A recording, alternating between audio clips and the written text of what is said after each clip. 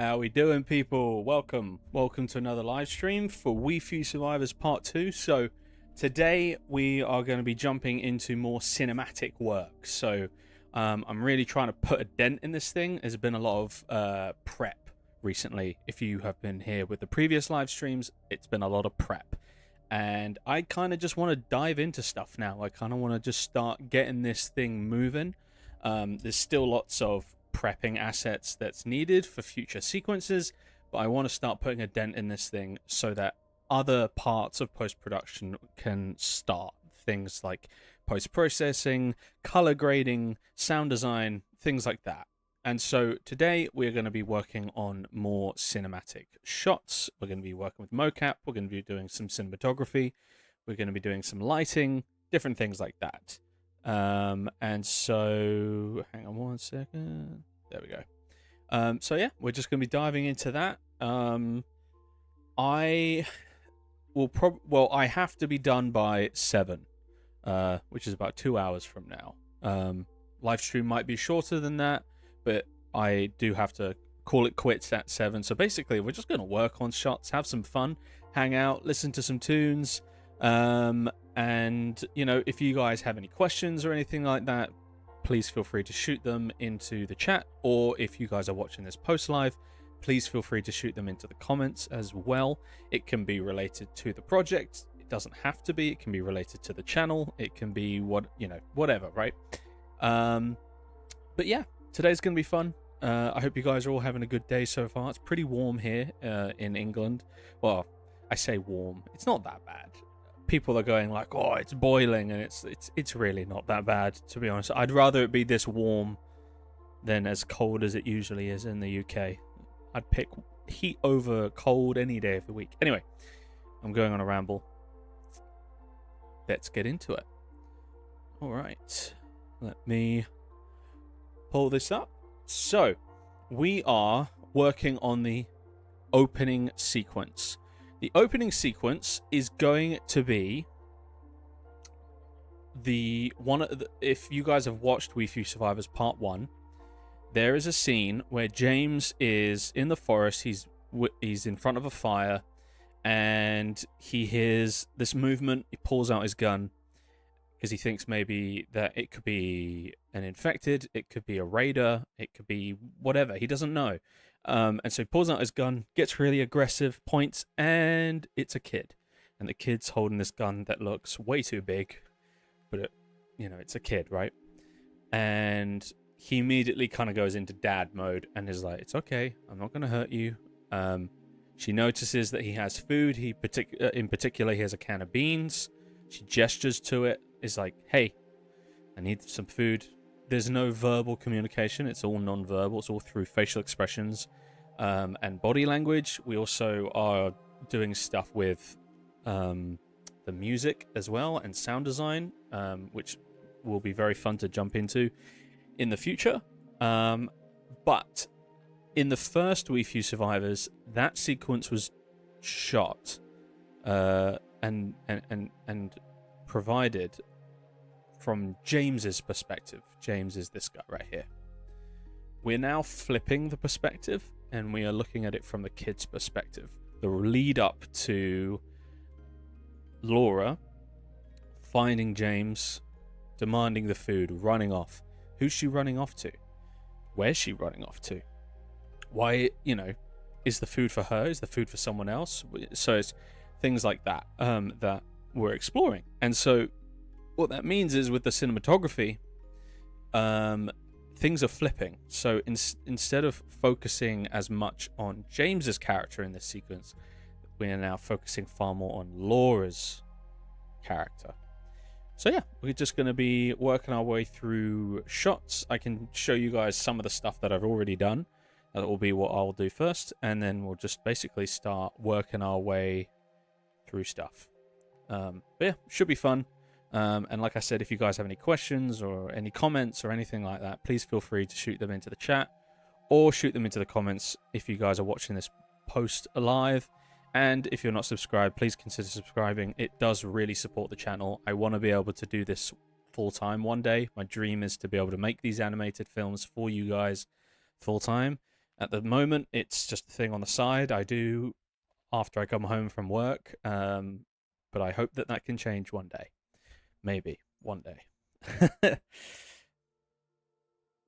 All right, let's just jump right into this. So let me show you guys some of the shots that I've been working on. They've been pretty fun. A good thing to bear in mind is these are first passes. And so when I say first passes, I mean that these shots... I should probably go into unlit mode for this shot, but when I say first pass, I mean this is a first draft, essentially. This is just to inform me when I'm doing the edit, what works, what doesn't. The lighting is probably going to change, animation is going to be refined, and it also helps inform Linus, who is doing sound design, what to do on his side of things, because he's not waiting until a month before release when the film is actually done. He's actually months in advance. He's getting draft versions, so that's what we're doing here. Now, I think this shot is way darker for you guys. You probably can't see it because of YouTube's compression algorithm. But this shot is a very subtle shot of you're just seeing these leaves highlighted by the moonlight. We kind of hold on it for a second. Again, I haven't added any camera shake either. Camera shake still needs to be added to all these shots. So again, rough drafts. And so and then we suddenly get Laura running by. So that's the opening shot. And then we jump into this shot. This should be a little more visible. There we go. And I don't know if you guys can see this, but I can certainly see it on my screen. But right here, there's a subtle warm glow off in the corner, and that is James's fire. And so we're actually getting a bit of an understanding of geometry of where Laura is as she runs through.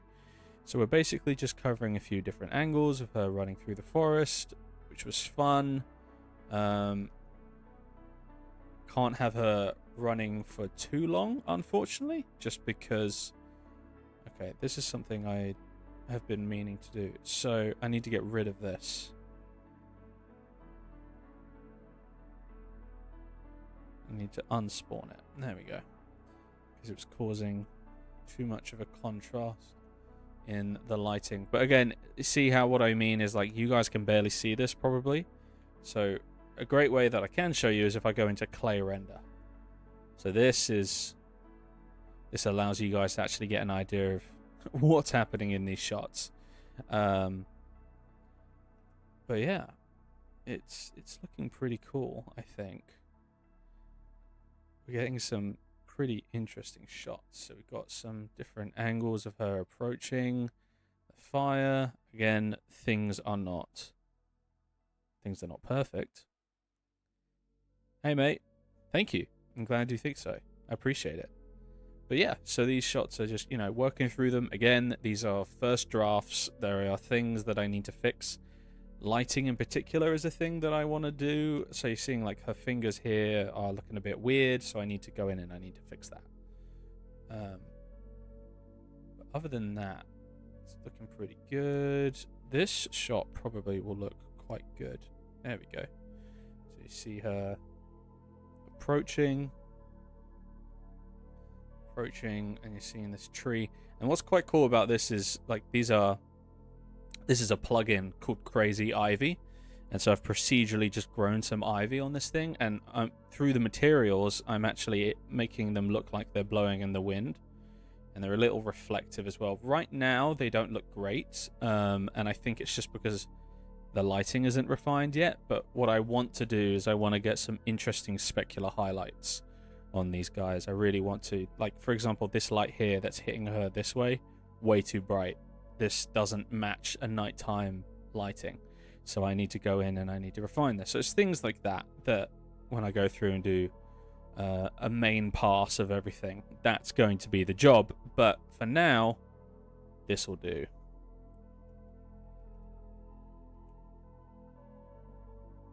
I quite like the shot, because this shot in particular, what it does is it shows off the anamorphic lens. So I'm using I created, created sounds a little too impressive. There is a way, that's probably a better way to say it. There is a way to make a camera in Unreal Engine look like an anamorphic look like it has an anamorphic lens. There's a way that you can do it. So you have like the Petzval bokeh. I think I'm pronouncing that right. I might not be, but use the Petzval bokeh, and you use the squeeze of the anamorphic lens to get the interesting bokeh. And combined, you get these really cool depth of field swirling kind of things going on. But I love this shot because of... So I love the little bokeh that you get from the sparks coming up from the fire. But something else that I really love is the reflections right here. It's just a really nice... I'm quite happy with the shot. I still think there's some things to be refined, so I actually really want to have like I want to have more sparks coming up so we get the pretty bokeh, because right now it's not always happening. It kind of only happens when I do this, when I scrub through, but when I hit play it doesn't do it as much, but I do like it. It looks really pretty. For animation, you use Rococo or Mixamo. So this project in particular is a little special. So typically I do everything with Rococo because I have a Rococo suit and gloves and head rig.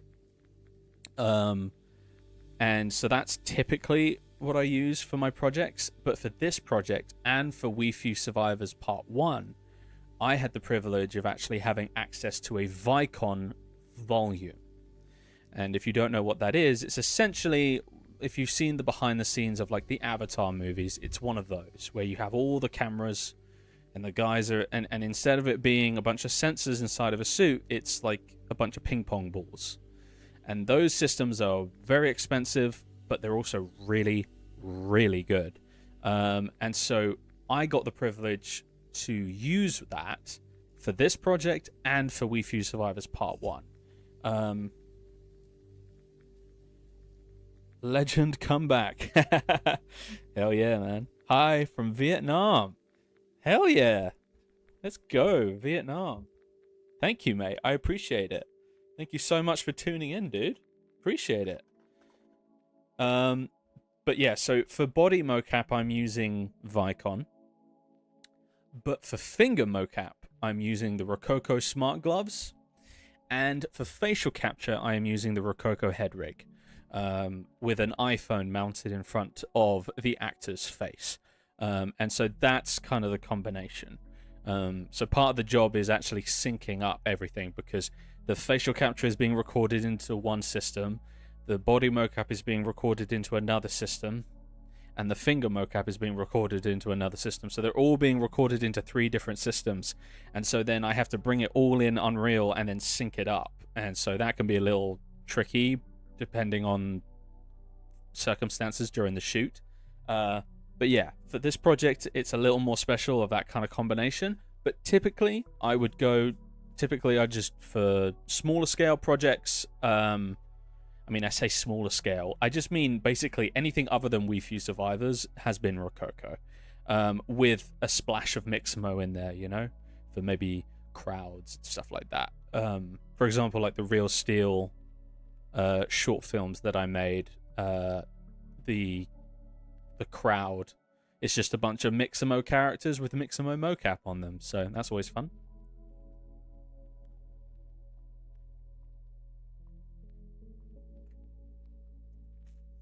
I apologize. I will be drinking a lot of water because it's quite warm.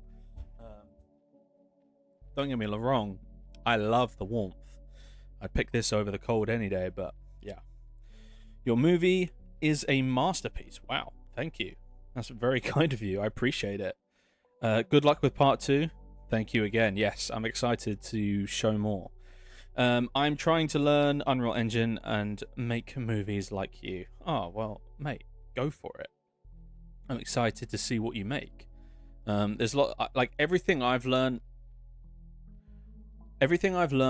with Unreal Engine up until the last 4 months has been through self-taught, watching YouTube videos, watching YouTube tutorials, and then just making stuff and messing up and making mistakes and learning from those mistakes. But in the last 4 months, I've started a new job at a studio, and that job is I'm using Unreal Engine every day. So I would say the stuff I've learned over the last 4 months, I can't claim and was self-taught, because I've definitely not taught it myself. I've been informed and then practiced, but everything up until basically this year has been self-taught.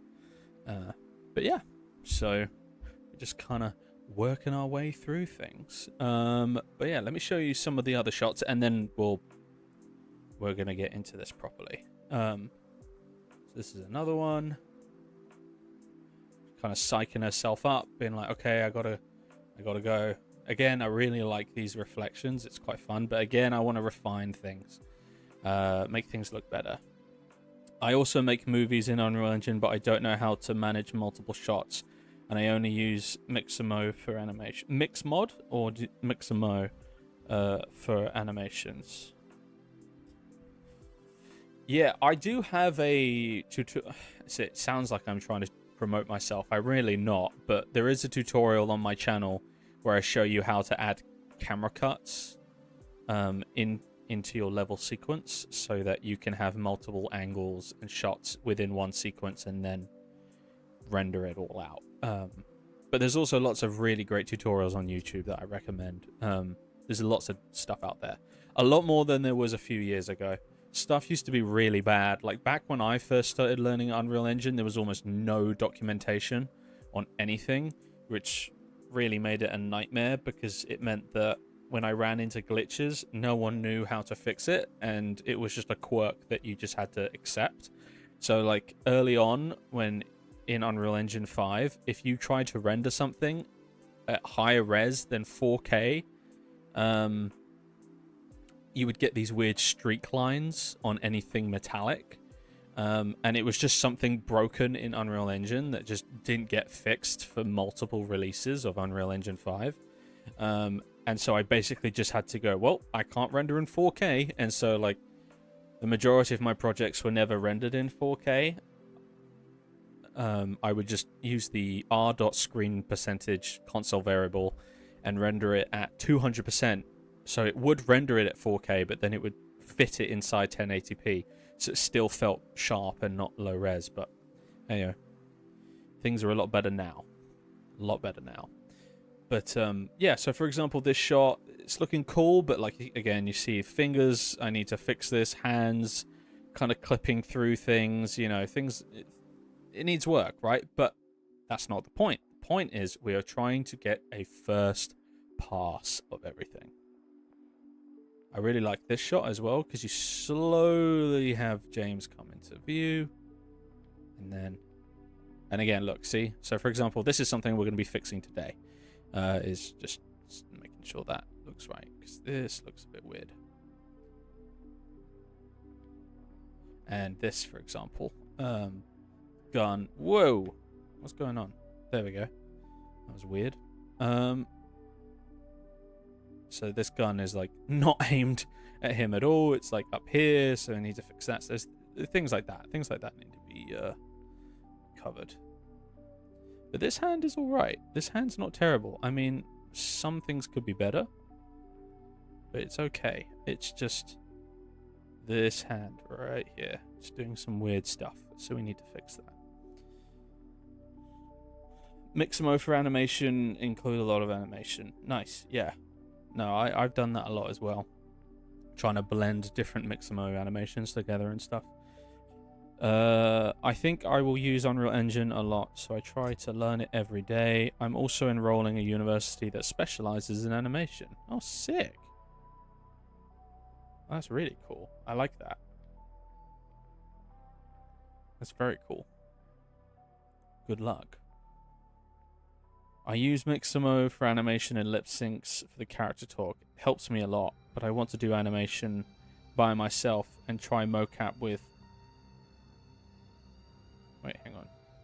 Oh, and try mocap with phone for emotion. Yes. Well, there is the LiveLink Face app that allows you to do face mocap just using your iPhone. Or I think you can do it with an Android as well. I'm pretty sure. And it allows you to do some cool facial mocap. So all the facial mocap for Wii U Survivors Part 2 was done using the LiveLink Face app. Okay, we're going to hide this. Using the LiveLink Face app, using iPhones attached to the Rococo head rigs. I know that there are head rigs that are just a camera. I know Rococo has a head rig that is just a camera, but the issue with that for me is it doesn't have the depth camera. And the depth camera is what really gets the mocap, the face, the PCAP, the performance capture of the characters looking nice. Otherwise, you lose a lot of the subtle expressions because it's just video. I saw a video where someone like compared MetaHuman Animator with depth animation and MetaHuman Animator just by itself, and they were like, "See, it's great," and I'm like, "Is it though?" Like, I did a comparison with this shot where I processed James's, performed by incredible actor Daniel Northford. I tested with him where I processed his facial mocap using just a camera, just the camera processing without depth data, and then I did a version where it was with depth data, and I compared the two, and it was night and day. It was so I'm not really. The camera only version is faster, absolutely. So if you are trying to just get something done, maybe it's previs and it doesn't really matter how good the animation is, go and you can use that. It's like great for that. But for this, where like I'm trying to make a piece that people will really care about these characters and feel like they're real people, you have to take the highest quality route, even if it means things are going to take a little longer. You do it. You do it. Okay. This is another one of those issues with the bloody okay,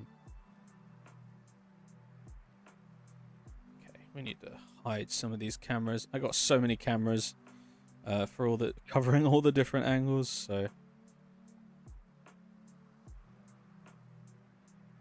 let's whoa. There we go. So let's try and fix this. Okay.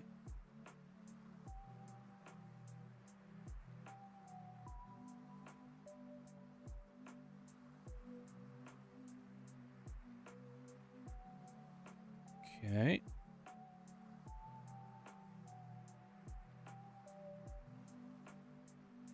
Hey Sam, can you please make a tutorial on how you make your cameras look so anamorphic? Sure, I can do that. It's actually quite easy. It's pretty straightforward. It initially can feel a lot more intimidating, but it is I think it's like 3 or 4 things that you have to do to a camera, and then it's anamorphic, which is very cool. But yeah, sure. Happy to. Okay.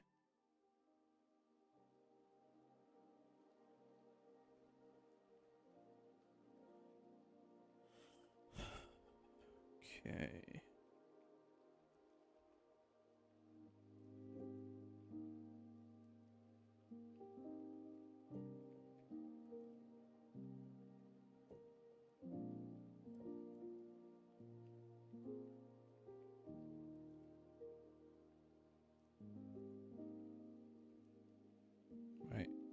Does it look right? It actually looks fine up until here, and then yeah, that's where it starts to break. So let's add a keyframe there that we will slowly fix.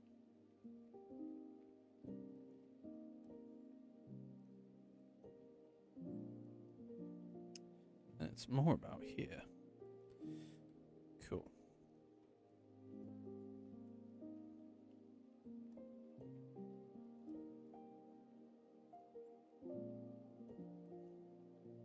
So we're now going to alter these keyframes, and we're going to alter these keyframes. We might add additional ones in between, but we're not going to touch these, and we're not going to touch these. And what that means is all of the animation before and all the animation after is not going to get affected by our tweaks.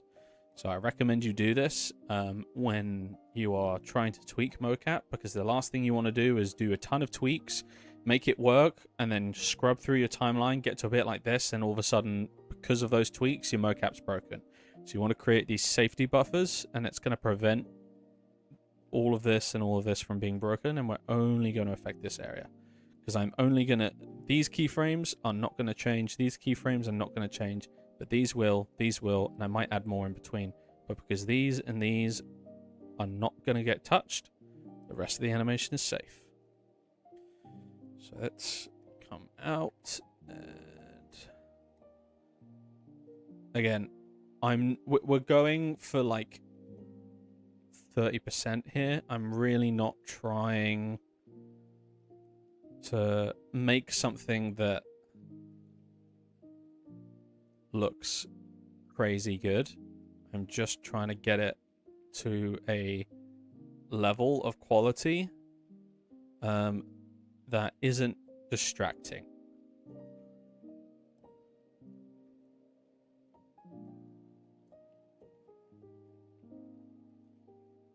In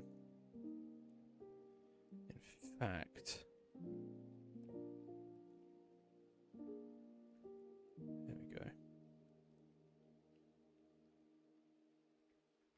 So like all the fingers are looking weird and intersected, but that's for future me to worry about. So you can see here that things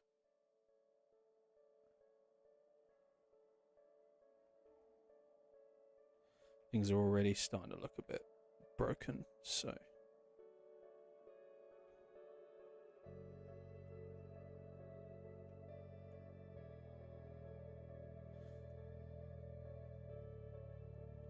we're going to delete this, and then we're going to bring this over and delete this, and we're going to bring these keyframes over. But again, we're not touching these ones. These are staying the same, and that means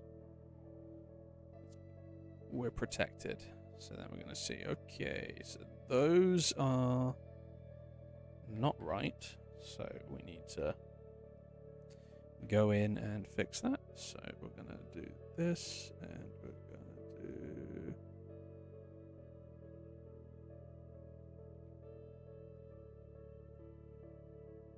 Okay, that's better.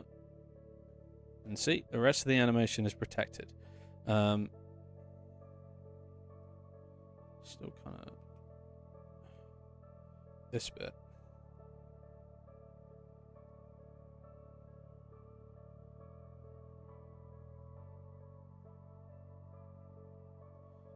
I think here should be more there. Still.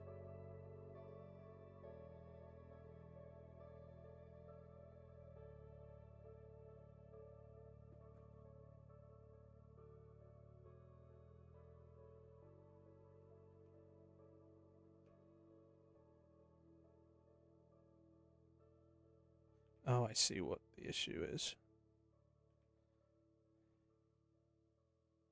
It's that. Again, we're not trying to get it perfect. I just want it... It's meant to be like, good enough for now. Because then I'm going to have to go through and, this is going to be painful. And clean that up. But that's better now. Again, not too worried about fingers yet. We're not concerning ourselves with stuff like that unless it looks super distracting. I think that's the only thing, is if it looks distracting, I'm trying to fix it. But okay, this looks all right. So let's see what it looks like in normal viewport.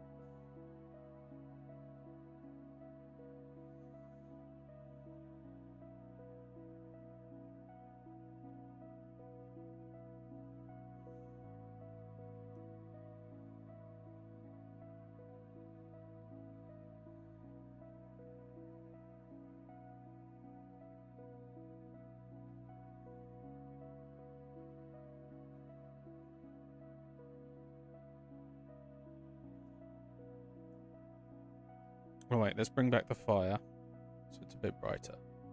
There we go.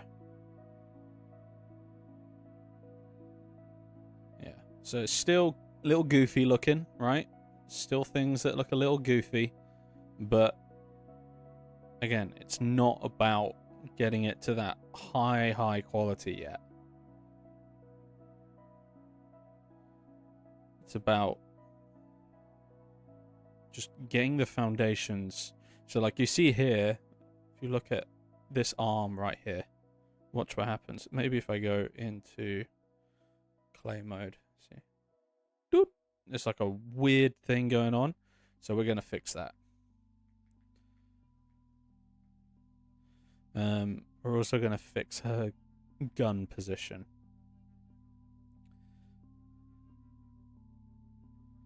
Okay, so what is... Okay, so what is changing? Wow. That's so... Okay, interesting. That's... Oh wow, I got rid of it. So it must be upper arm. I thought I fixed this. I apparently did not.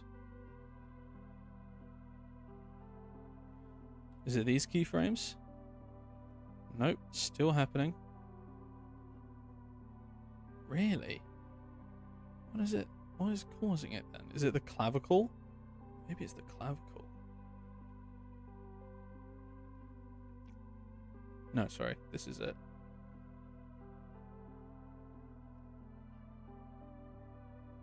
What? Something is jumping.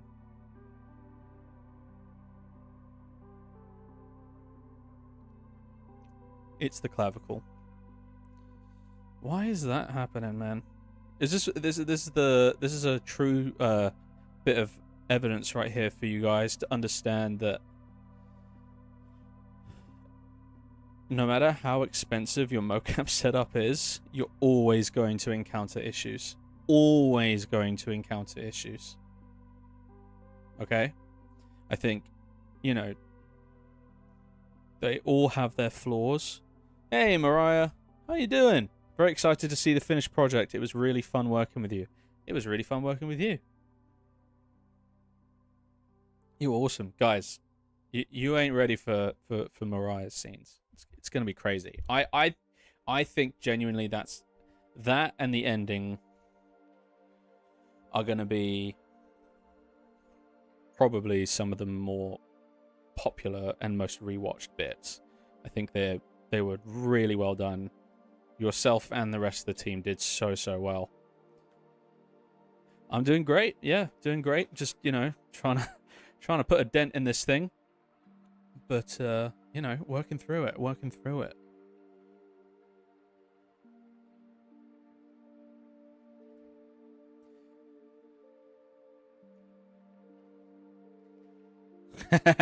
Never seen that many. This is what mocap looks like. Mocap is a little overwhelming because basically every frame it gets keyframed, right, to preserve the performance. So you have to go in and find which bone is causing the thing to break. So I know that, okay, the clavicle for some reason just does that randomly. So we have to fix that. But yeah, no, I'm doing good, Mariah. It's good. It's just getting through things now, making some starting to make shots, which is always exciting. As I want to try and get a first draft of everything as soon as possible, and then we can start jumping into other elements of the piece. But yeah, excited to show more. Okay, that's... Who am I looking for? Oh yeah, there we go. We don't want you.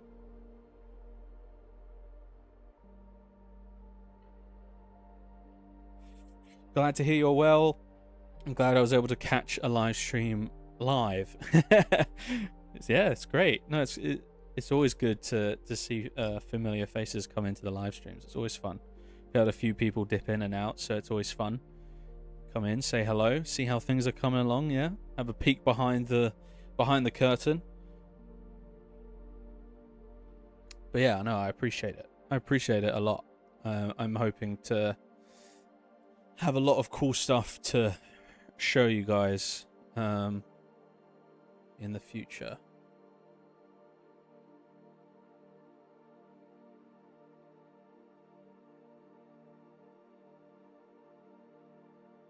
How long did it take you to finish We Few Survivors 1? So post-production for We Few Survivors 1 was, I think it was about a month and a half to 2 months. A month and a half to 2 months was around the time that We Few Survivors Part 1. We Few Survivors 2 is much bigger than We Few Survivors Part 1. Much bigger. To the point that it's a little intimidating, and it really kicked in how much bigger We Few Survivors 2 is when we were on the first day of the shoot. And we would, before every shoot day, we would huddle up and everyone would kind of get in a circle and we would talk about what we're going to try and do and kind of just brief people on things, and then we'd jump right into it. And I just remember standing there in the volume and everyone, cast and crew, are all standing there, and I'm like, this is a lot of people that are here. I've never directed this scale of people ever in my life, and so it was definitely a little intimidating, but it was a lot of fun. And so yeah, I don't want to promise anything yet. This is coming out this year, that I will say. This We Few Survivors Part 2 is coming out this year. I have 2 dates in mind for it to come out, but I have to make a bigger dent in this thing before I can confidently say, which is why I'm now, despite I still have other assets to prep, I'm jumping into stuff, because I need to make a proper dent in this thing so that I can really have an idea of, okay, what date is realistic, and then inform Linus, who's doing sound design, and then I can also inform Lux, who, if you don't know who Lux is, follow me on Instagram. And Lux is creating the behind-the-scenes video for this piece, which I'm very excited to be able to reveal more about in the future. I think you guys are really gonna like it. It's truly exciting to see this masterpiece coming back. Keep it up. Thank you. Yeah, no, I absolutely will. Hope we have We Few Survivors Part 2 before GTA 6. When is GTA 6 coming out? I feel like it's been delayed like 50 times at this point. I don't even know, dude. Yeah, maybe. I don't. It depends. It depends when they're claiming it's going to come out, I guess. But yeah, I don't want to say anything yet about timings, because A, it sets you guys up to expect something that I can't promise on yet, and it also then puts unnecessary pressure on myself. Once this is out there, it's out there forever. I want to take the time to actually make it good. I don't want to rush it. And with the first one, at least in terms of the visuals, I did rush things. And I rushed things because the new season of the show was coming out, and so I was trying to get it out at the same time as that, which also ultimately led me to taking shortcuts, which are quite clear when you see the quality of the first one. There's a lot of flaws in the visuals. A, because I didn't know as much as I know now, but B, because I rushed things to try and get it out at the same time. And I don't want to do that this time around. I want to do things right. And so my goal is, oh, it's still flipping. So my goal is to really make sure that this thing is good. November 19th, 2020. Wow, it's November now? Wow. I didn't even know it got pushed again? Dude. Rough. Tough shit. Tough shit. But yeah, I'm not gonna give away anything in terms of release dates yet. But when I do have a date in mind and I feel confident in that date, I will let you all know. In the form of a trailer. Or if it's not a trailer... So why is this still popping? It's still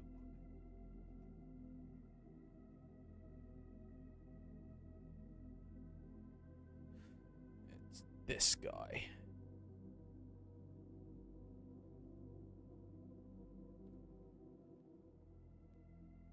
What a bastard. It is. It's this guy. Why? Why are you popping?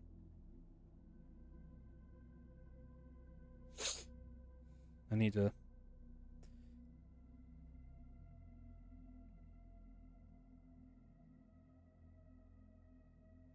Game have bug, but movie not. Keep going. You got this. Thank you. Yeah, no, my absolute goal is to just make this the best it can be. I mean, a big inspiration has been... I don't know if you guys have watched it, but Iron Lung, made by Markiplier, he took his time with it, right? Because he wanted to get it right. And, you know, he announced it, and then there was a long area of, like, silence. And people, as they do, because of social media, go, oh, is it cancelled? Is it not working? And it's like, no, he just took the time to make it good. Because once you post something or release it, you know, whatever, right? Whether it's on social media or on DVD and whatever, once it's out there, it's there forever. So I want to take the time to make this thing right, because I want to do right by the cast and crew. I want the cast and crew, like, that's my main motivation. I want to make something that the cast and crew are going to be able to watch and be proud of. And part of me in the back of my mind looks at We Few Survivors Part 1 and goes, I feel like I could have done so much better with the visuals. And I think it had so much more potential than what I created. I'm still proud of it, but there is a lot of things that I'm like, damn, I wish I had done this or done this to fix it. And so something that I really want to do with this one is not make that mistake. I want to get things right. I want to give it the time to breathe and develop and grow. And, you know, if I'm like, you know what, I need to take a week break from this thing to be able to come back to it and efficiently criticize it, then I'll do it without hesitation.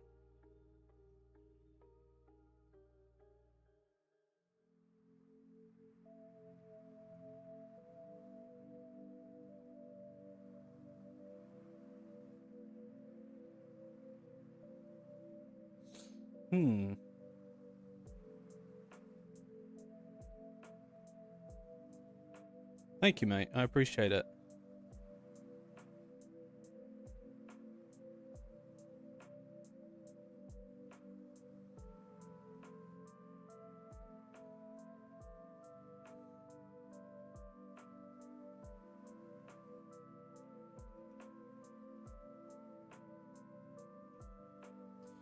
Okay. Let's see what this looks like.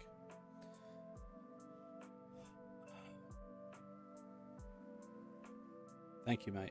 Yeah, I want to make something that people can be proud of. And I also just want to make something that kind of showcases, hey, this is what, you know, this thing had no budget. We're not a bunch of rich kids. We're not billionaires. We're not executive producers with hundreds of millions to throw away. This thing had no budget. I've spent a lot of money of my personal money to make this thing what it is, and a lot of the, you know, and there's so much effort and time committed by the casting crew, and so it's like I think I'm really excited for this to be something that we can all be proud of and go, look, this is what a team of passionate people can do. You know, we're just normal people that are passionate, and the passion is what makes this thing unique, and everyone really came with it with that passion, which was so inspiring. So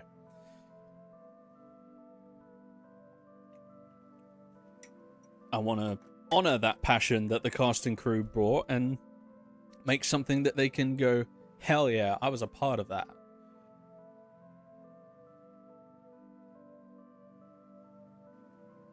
Nice. Okay. Yep, this is all right now. I mean, again, it's not perfect, but first passes, first passes.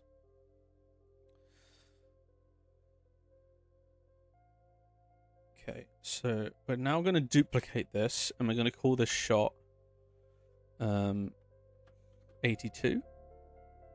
It's just basically what this allows me to do is have alternate shots and stuff. So shot 80 and shot 82, they are going to be the same sequence, but they'll be different camera angles. This is a technique that I've learned working in the industry. Okay, so now we need... Is it this one? Yes, it is.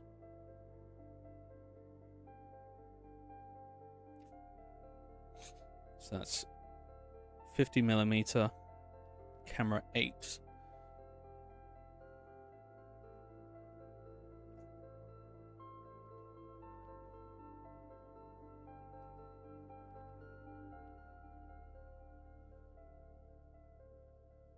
Is it this one? I feel like I did this camera already. Somewhere else. Maybe I didn't. Ah.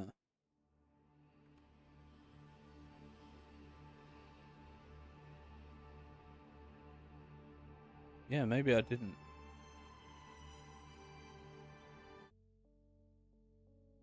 Get something a bit more chill. Sounds like a Subnautica soundtrack or something. Maybe someday we will see you make one episode in Love, Death, and Robots. Oh, dude, that would be the dream.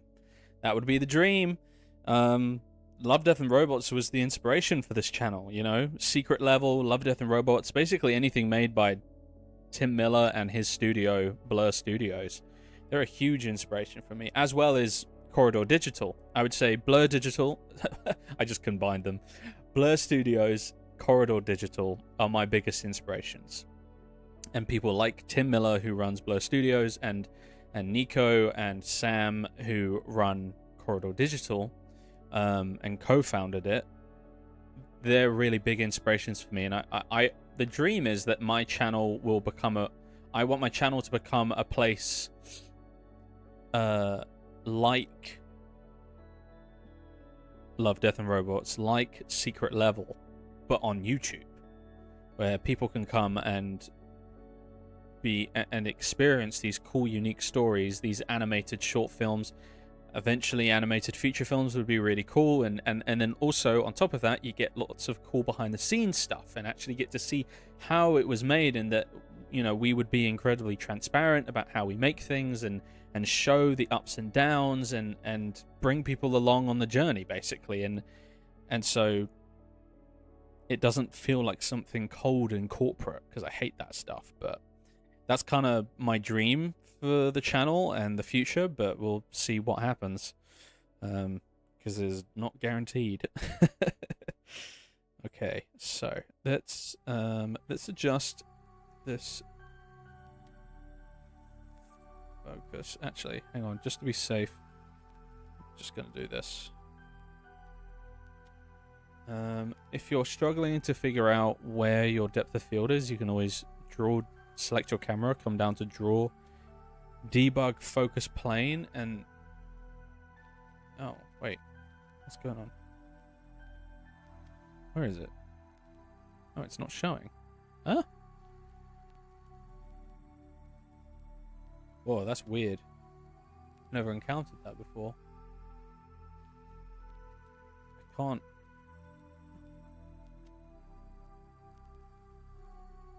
Maybe if I do this. Okay.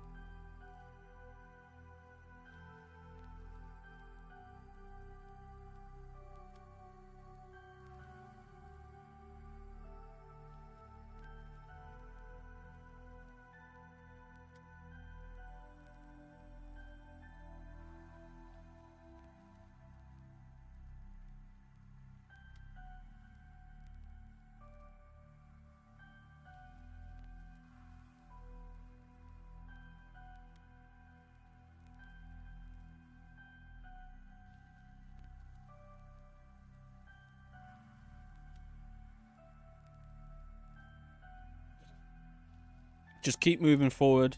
Amen. I hope your dream comes true. Maybe someday I'll even have an episode on your channel too, mate. Thank you. I appreciate it. Yeah, no, who knows? We'll see what happens. We'll see what happens.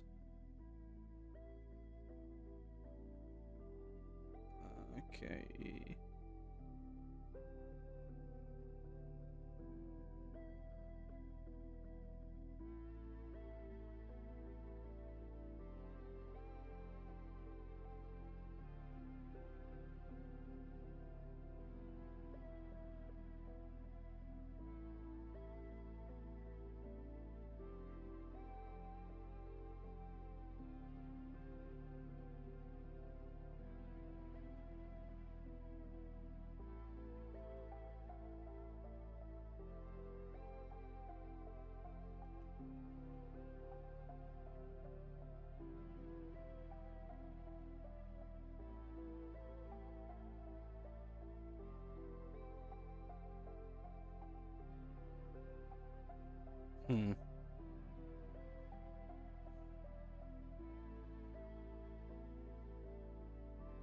Oh, these shouldn't be...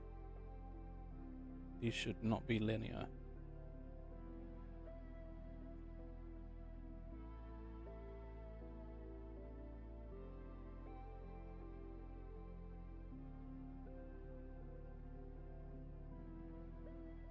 Okay.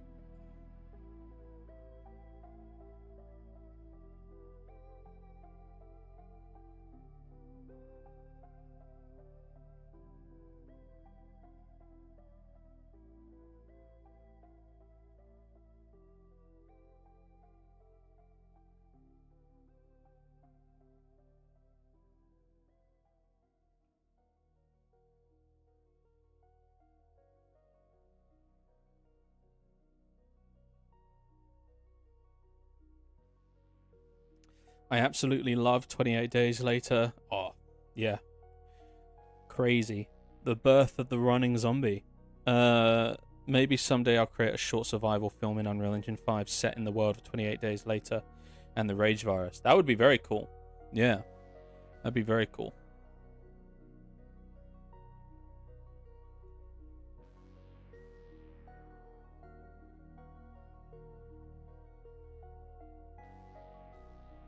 Sounds like some Stranger Things music going on right now.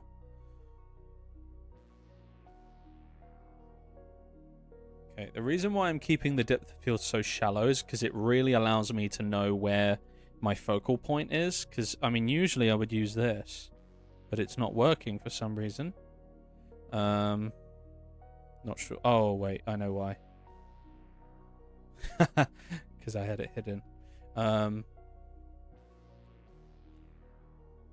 Now, you might go, oh, but then why don't you just switch to tracking and allow it to perfectly follow your character? Like, yeah, but that's not realistic. That's too perfect. If the point of my cinematography for this short film is I want it to feel like there's actually someone there with a camera watching this go down, watching this happen, right? And so the depth of field, the pull of focus or the rack of focus can't happen perfectly. If it does, it's going to feel artificial. It's going to feel video gamey. And we want to avoid that as much as we can. We want it to feel cinematic and not perfect. And so imperfections like that, like your camera not perfectly moving with your character and being a bit behind in its movement, like a person actually going, oh, they're over here, oh, they're over here, or racking focus or pulling focus. Those things are, being slight delays. Those are crucial in adding those imperfections to add a human touch to it, so that it feels grounded, which is important for this piece. There are other pieces and other concepts where that kind of stuff is probably perfect, right? But for this one, there needs to be that grounded feel. The cinematography has to make sense as if a person shot that shot. If it doesn't feel that way, then we are doing things wrong.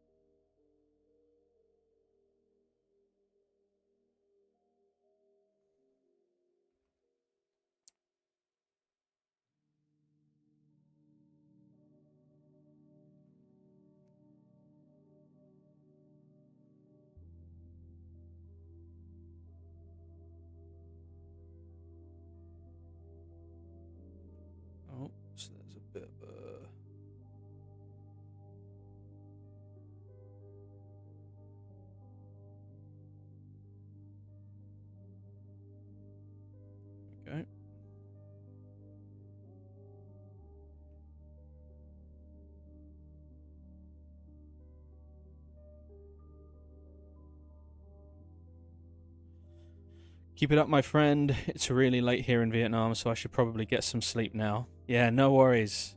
Thanks for everything and good luck. Thank you. I really appreciate it.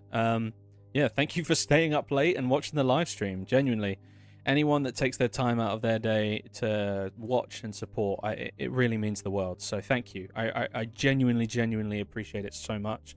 I hope to see you again in the future in some other live streams. But yeah, no, genuinely, thank you so much. And get some rest, mate. Get some rest and enjoy the rest of your weekend. Take care, mate. Okay, let's start bringing back some of this. So maybe something like this. Maybe a focal current aperture of 5. Let's see what that looks like. This needs to be unspawned, and this needs to be unspawned. What is this back here? It's just the foliage.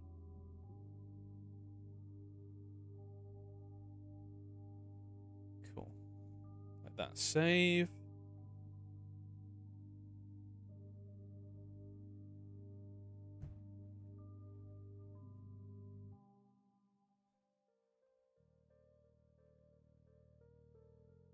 What the hell?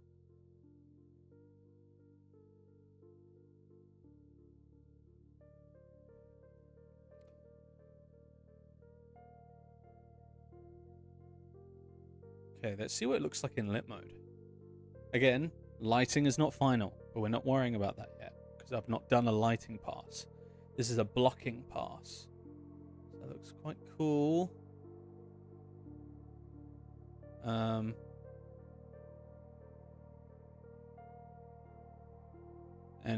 most likely we're not going to use all of this. I'm probably only going to use this bit. But it's nice to just have the coverage in case I need it. So I like to be specific with stuff. But the reason why she looks there and kind of softens up is because she sees the food. And she hasn't eaten in so long. And so it's just, oh my days. It's like seeing, what's it called when people see a mirage in the desert of like a lake. A beautiful lake in a mirage, and you're like, it's that kind of thing. All right, so I'm happy with that flip angle.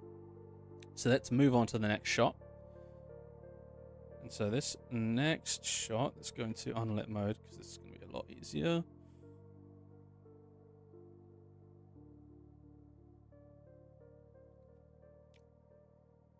Honestly, I might.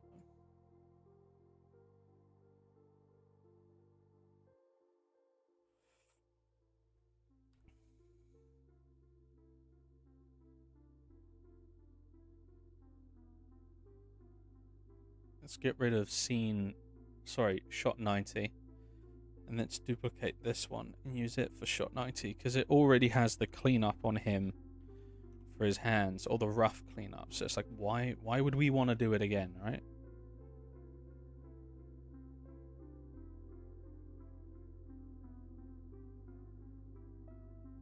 Cool.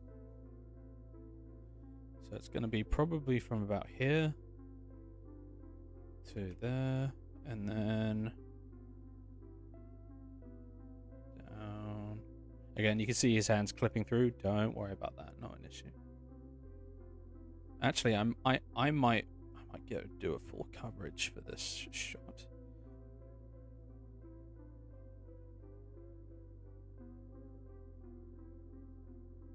So about frame 1900. Gonna get rid of this camera because we don't need that in our track. And this is, I believe it's one of the longer lenses, so it might be one of the 85mm. So let me confirm. Yes, it is. Right? Yeah, because then this is the flip, and we'll use this. Cool. All right, so we'll use this. Yeah. 85mm camera 2. 85mm camera 2. There you are. Cool. All right. And that's... So I'm going to need to do some camera animation and fix that. But other than that, things are looking okay. And then we follow him down as he places it. He looks down, looks at it, and he's like, all right, if you want some food, I've got some.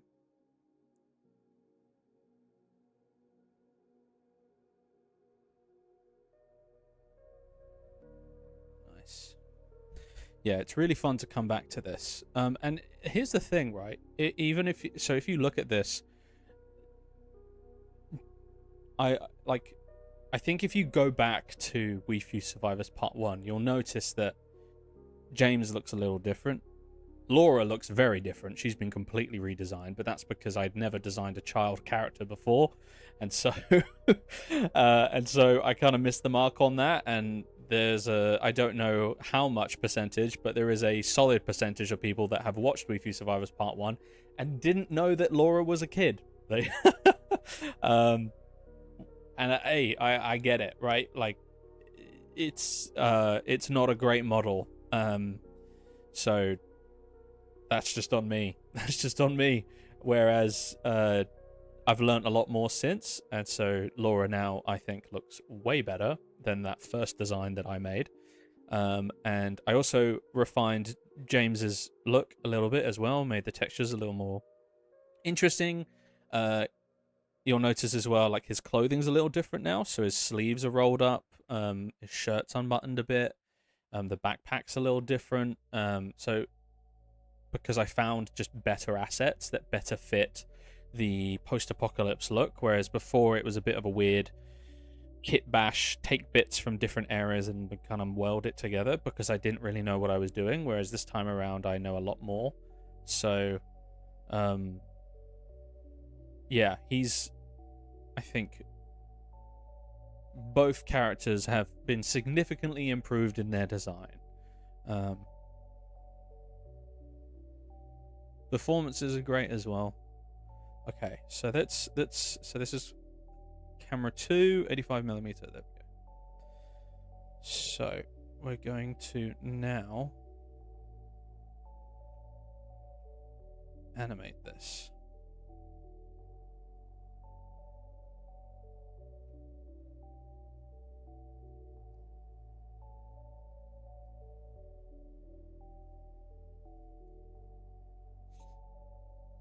Let's actually go into unlit mode, because we're not going to worry about...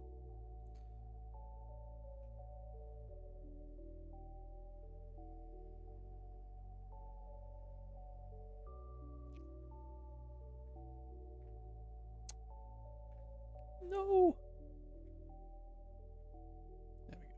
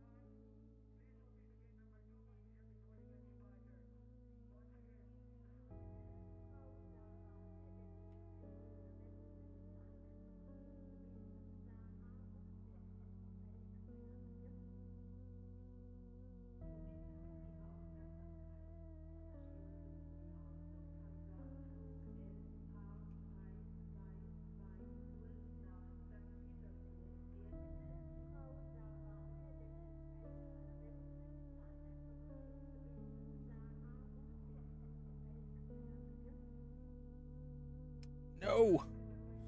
Why does it do that? Come back. Where were we? There we go. Oh, whoa, whoa, whoa. Okay, gonna get rid of that keyframe.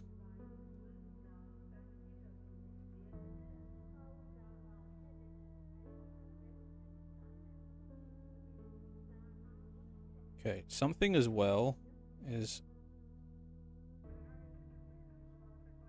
and you'll notice in my cinematography, whenever we're looking at James, the camera is lower and looking up.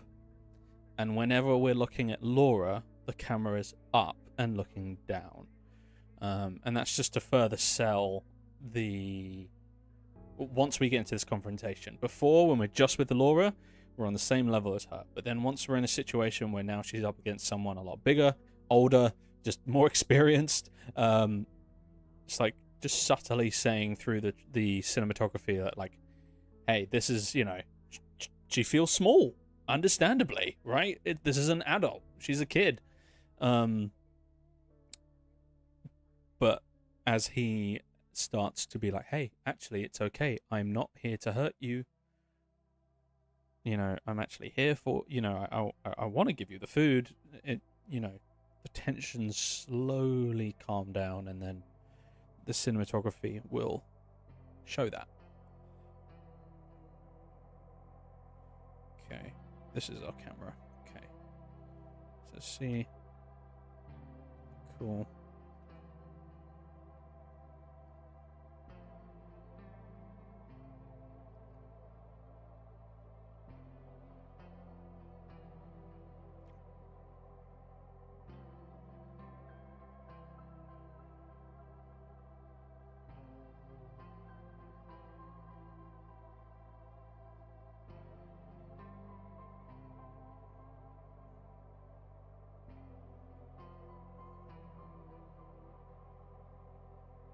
Okay, that feels...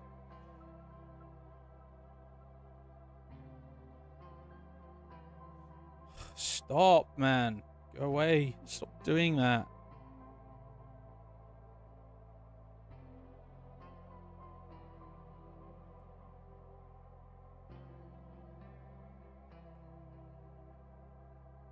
There we go.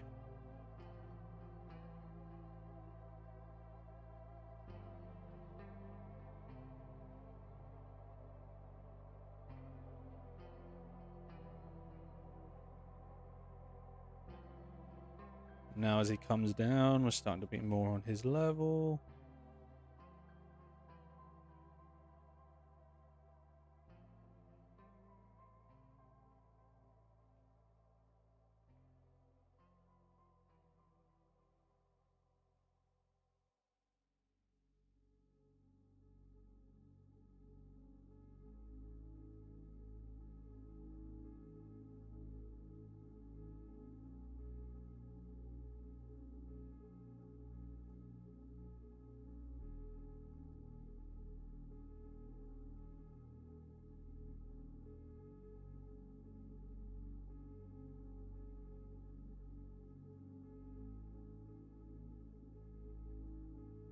Bit of a slow push in.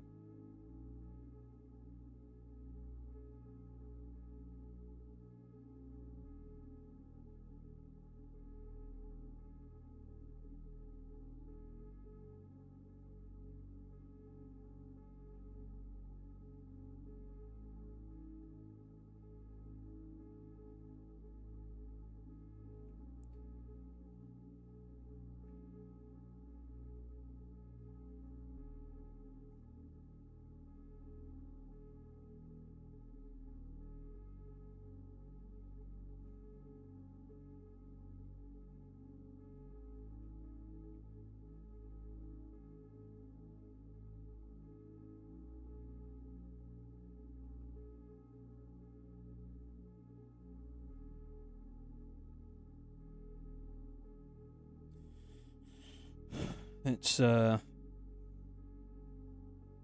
we go.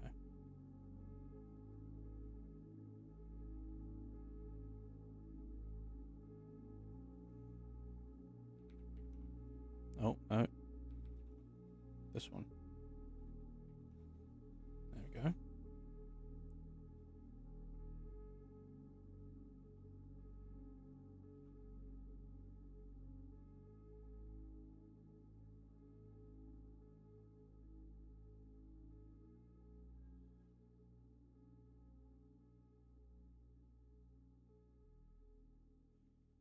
Oh.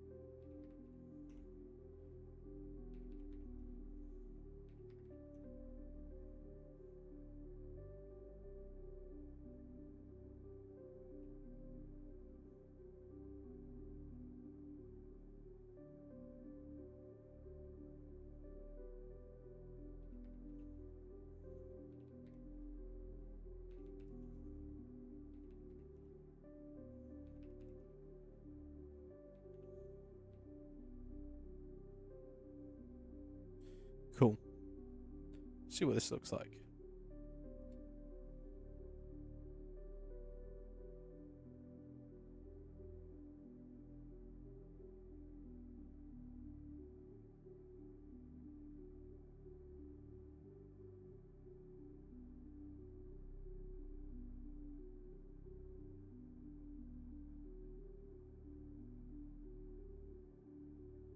Nice. Cool. Hell yeah. All right. So we need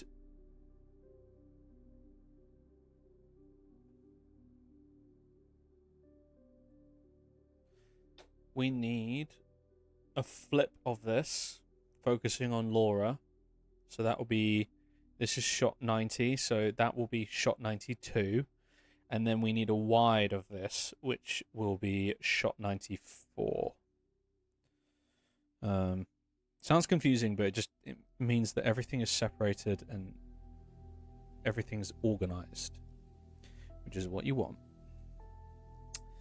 Usually I would just slap it all into one thing and have tons of camera cuts, and that works for smaller scale things, but when you've got a project this big, you need shot numbers and you need stuff separated and you need to be as granular as possible. So here's the question. I should probably, for her coverage, I should duplicate this one. But what I should do is check 14.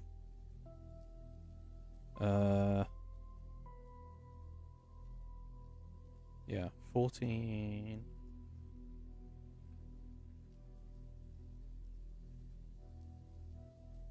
Oh my days, what's going on?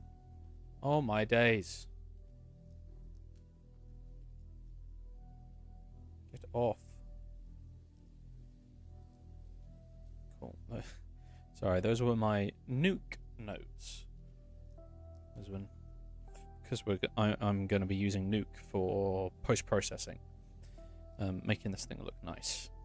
Nuke, if you don't know what nuke is, it is a compositing software. It's like After Effects, but it's the industry standard for After Effects. It's much more powerful and it's a lot better. And so I want to use that for this. Okay. So it's frames 1431 to 1898. 1898. Cool. So let's come back here. Let's duplicate this one, and we're going to name this shot 92.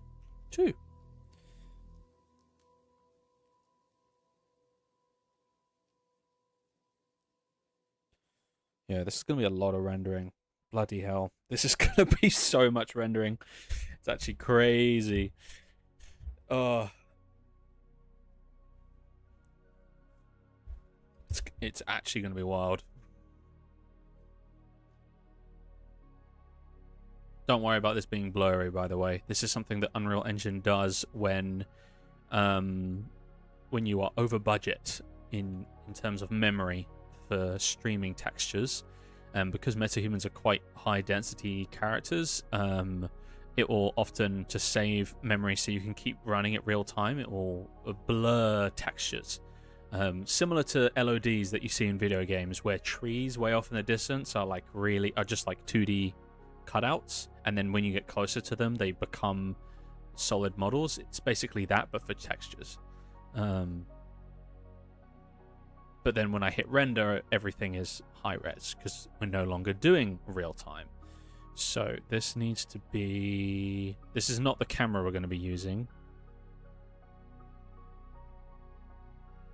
But it'll be... Okay.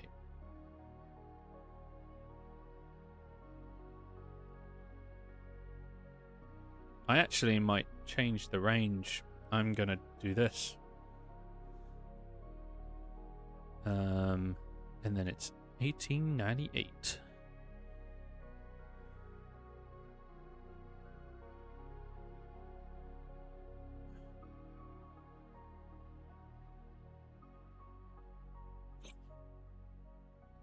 And this is going to be another 85mm.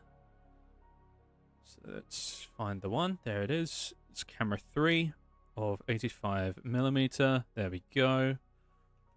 And this is not animated at all, but that's fine, because that's the whole point of this. Okay.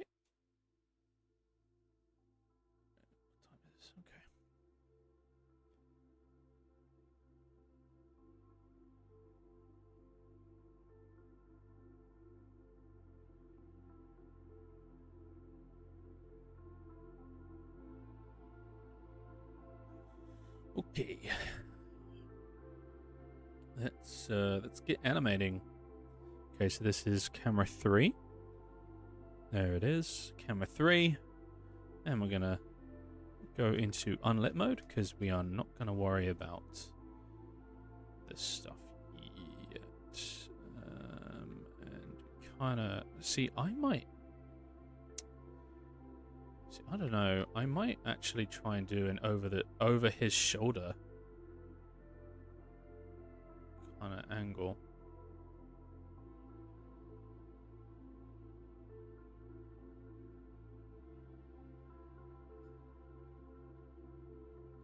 Yeah. I think I like the idea of there being a bit of James's silhouette. Nothing too much. Something subtle that just lets you know he's there. Yeah, something like this. Let's check focus. Okay. So we're gonna need to do some adjustments because you can see like she doesn't really look like she's looking at him. So for these kind of shots we need to adjust things accordingly. So we're going to put a keyframe there. We're going to not do that. And then we're going to go back into...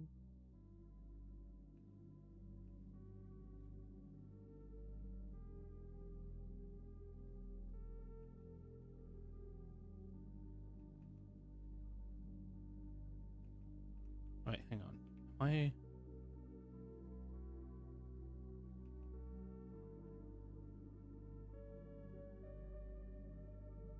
See, I might bring this lower down. So it's something like this. And then when does he start shooting up? About there. So then we go and this is where then we go like this. Ooh, okay. There we go. See how that looks quite nice actually.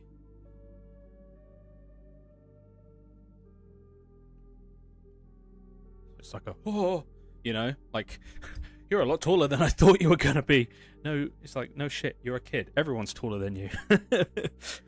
It's one of the things that sucks about being a kid is everyone's so much bigger than you. Everyone's looking down. Everyone knows what the top of your head looks like, and you have no idea. Hey, Robin, how you doing, mate? Good to see you in here. Yeah, mate. No, it's exciting stuff. Nice. Okay, that feels more natural. Again, we want her to feel small.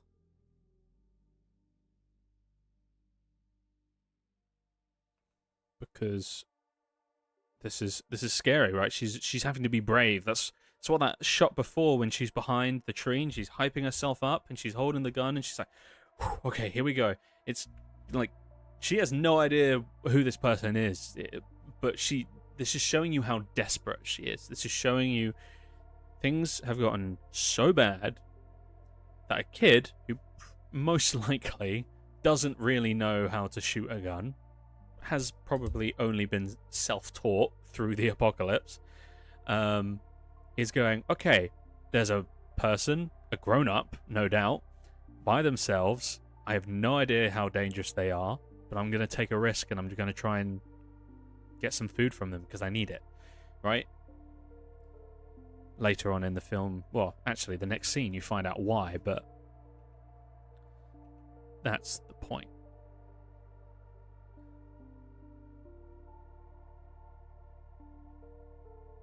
Okay, I don't like that.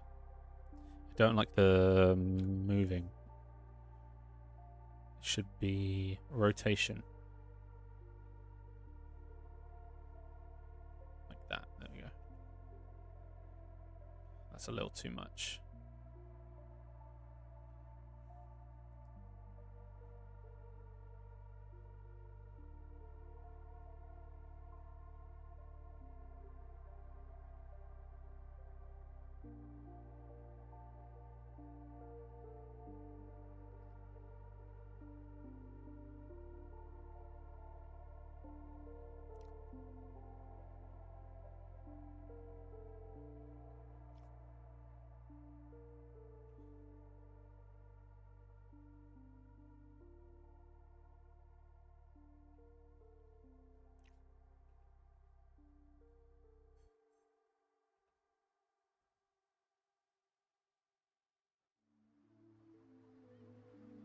Here we go. This is the next bit.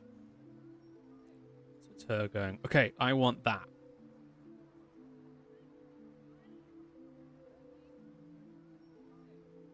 That needs to be way more subtle. That's still way too much.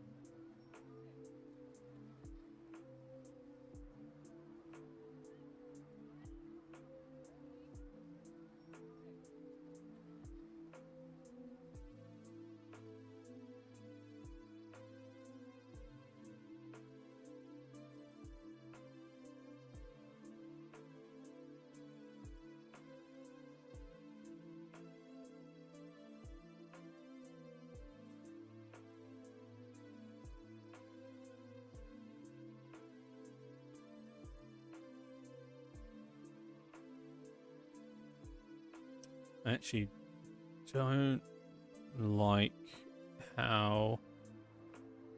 Okay, we should probably bring it down a bit more. There we go. Whoa, whoa, whoa. What's going on here? Oh, we're doubling up the keyframes. That's what's happening.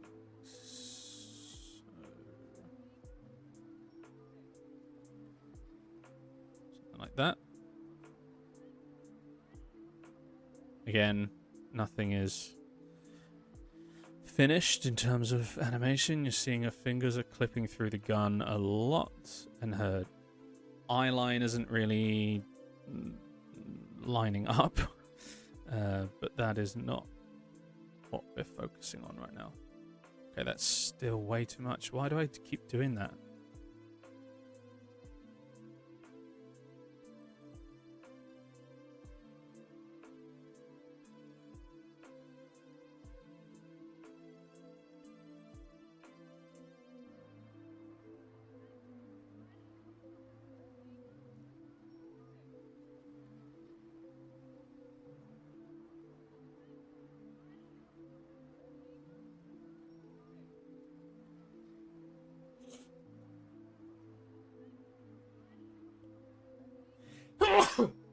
Oh, excuse me.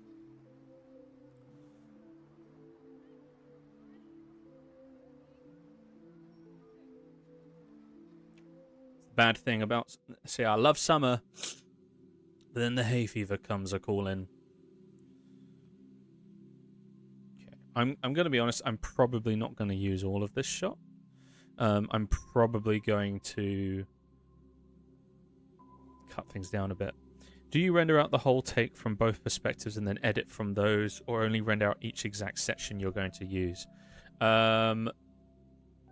Yeah, because of the quality that I'm going to be rendering this out at, I cannot... thank you. Because of the quality that I'm rendering out at, I'm not going to be able to do that.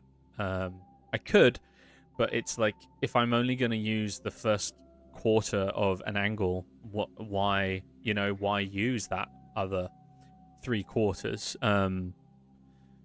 So that's what this blocking out stage is but hey mate, Hello, hello. But yeah, I focus on exact sections, but some exact sections I do want multiple coverage of, um, to be able to pick and choose. So, for example, this sequence, it's not the whole scene, but it's the sequence where James raises the gun, and then she sees the food and points at the food, and then he goes down to lean down and pick up the food. That is a chunk of this sequence, and so I'm taking that and having multiple angles of that, and then in the edit I will splice between them. But I don't do it for the entire one, because it just wouldn't work. Now, some sequences might work like that. For example, the next sequence where she's by the fire with a certain someone, and it shows you why she was so adamant on getting the food. That might be something where I do a much longer coverage and just render out different passes, but I try to have a good idea of the angles that I want before I go into it, because the last thing I want to do is, because these are fat renders, guys, like we're talking a lot of gigabytes per render, much bigger than the first one, as in first We Few Survivors, because I'm really trying to push the quality as much as I can with this one, and so that ultimately just means more storage. So I'm having to pick and choose.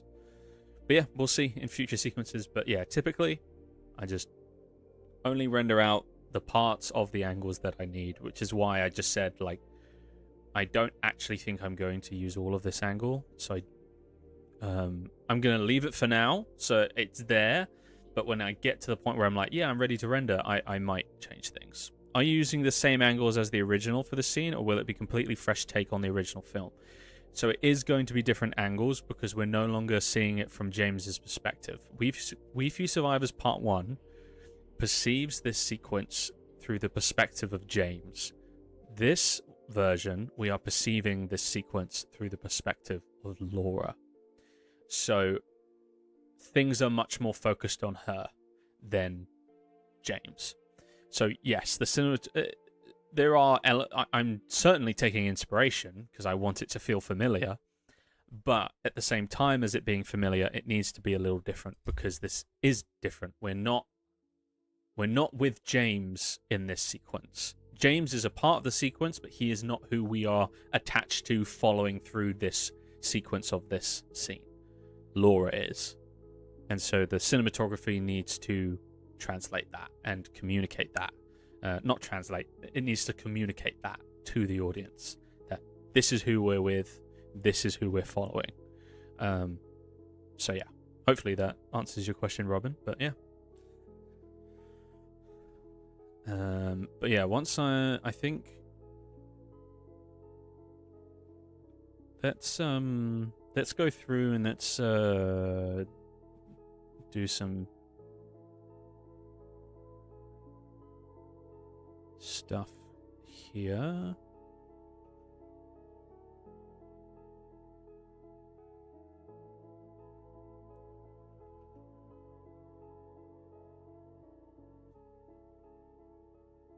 And then once I'm happy with this, we're going to actually start cleaning up the mocap of hers, because right now she's not looking up enough, and she's a little turned this way. We need to turn her head back a little bit, and then we also need to fix this direction of this gun, because this right now feels like a prop attached to a hand of some mocap, and so that's something we need to fix. But again, we are not going for A grade, Michelin star cuisine animation yet. The point right now is just getting the block out, which can then inform me with the edit, and then I can send it off to Linus, and it will inform him of the sound design.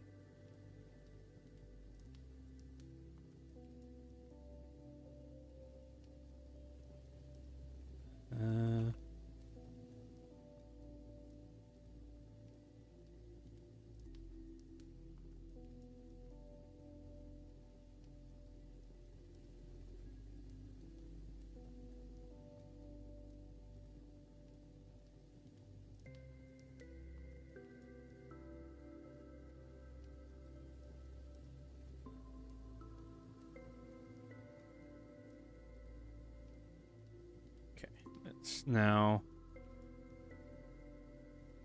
turn this back. Again, rough lighting. We're not going for perfect here. You can see, yeah, you can just see that, like, it doesn't look quite right. What angles are these at? I'm curious. These little lights that are following her, are they doing anything? They should be. Okay, they are doing something. It's very subtle. Is this the other one that's attached to her? This is the other one.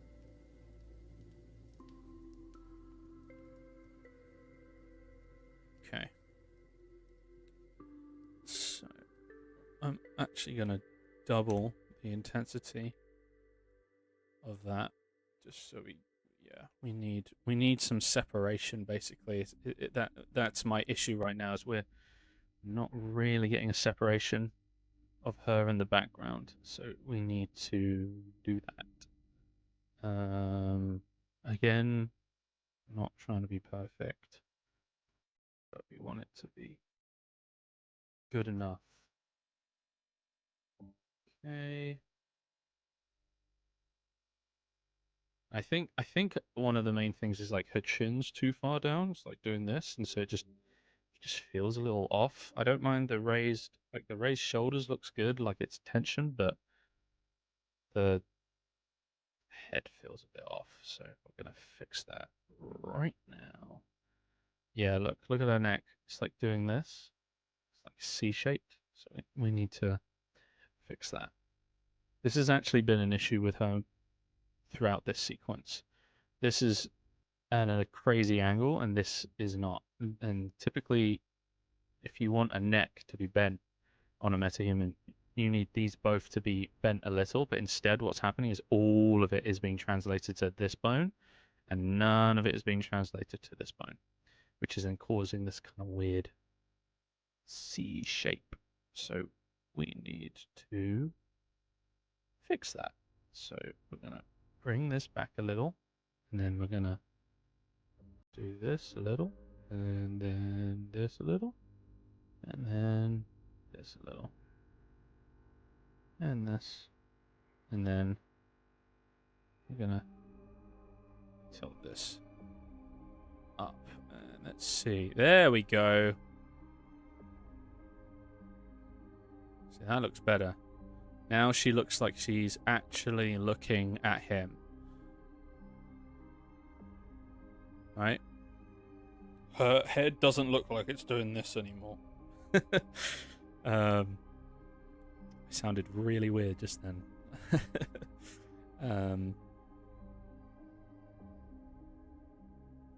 I do not like this big ass shadow that's happening because of the gun, but it's like, what can you do?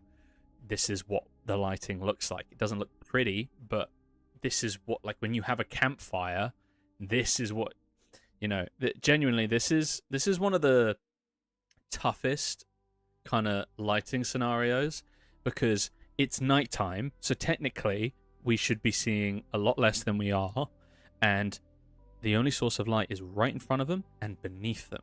And I don't know if you've ever told a ghost story around a campfire, or maybe at a sleepover when you were young, but when you hold a torch underneath your face, there's a reason why you do that. Because it makes you look weird, because this kind of underneath lighting looks creepy, and so it's difficult trying to get that to not look creepy but also still be accurate, that anyone's going, wait a minute, where's this light coming from? There should be only one light source. So future sequences where we're in daytime, I'm looking forward to those, because those are going to be way easier to light, because there's more I can get away with. With this, it's like, you have one light, that's all you can do. So there's going to be little tweaks where I'm going to try and move the lights maybe this way, or move the lights this way a little bit, just so we get a bit more directional light rather than front on. But that's for another day. Today, it's just about block out. No osteopaths in the apocalypse. Neck pain be real. Yeah, no, legit. It'd be like that. Yeah, this is looking a lot better. To be honest, see, I don't know. These do feel a little intense. Like just a little intense. I might just calm them down just a little. Just 5 degrees.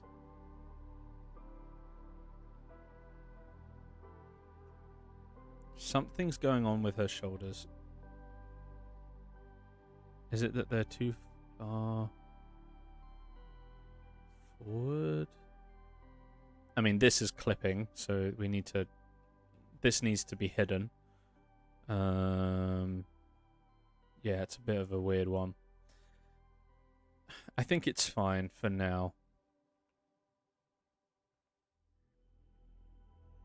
But the point is, we'll be over her shoulder, and then as soon as he gets up, we then go to the close-up of him. And it's like he's aimed right at her. And then we'll cut to this bit where she's like, oh! Because it's like we want to see that fear of like, I'm trying to be mean and intimidating because this is what I've seen other people do. And then the moment that James stands up and aims the gun with like ease and efficiency and really quickly, she's like, oh shit. And kind of reality hits her, right? But she gets lucky because this isn't an evil man. This isn't an evil person. This is a kind person. And instead of killing her, he gives her his food. You know?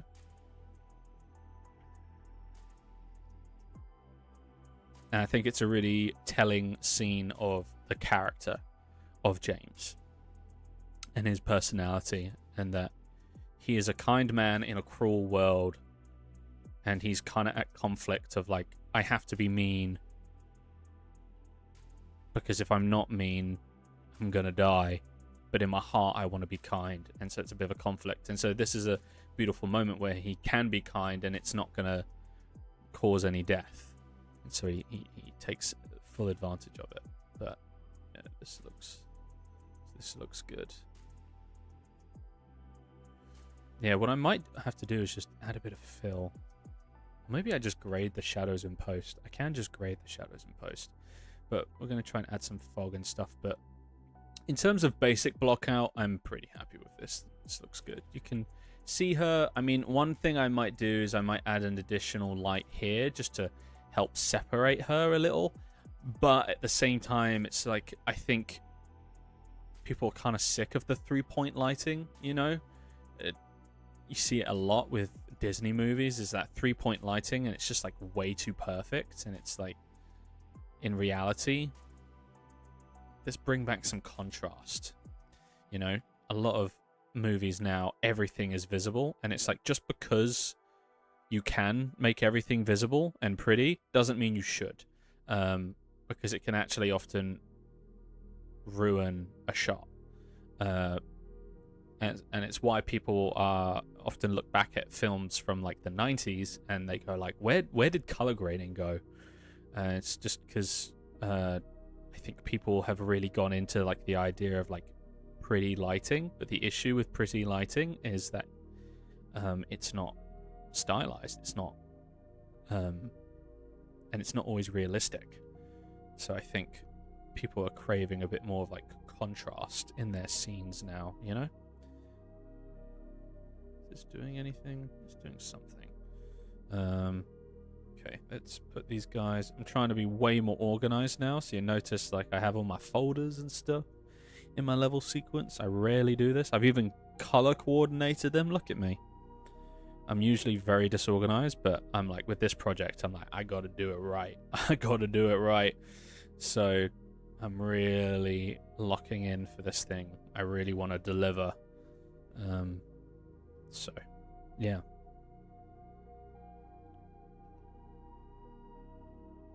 This is definitely looking better.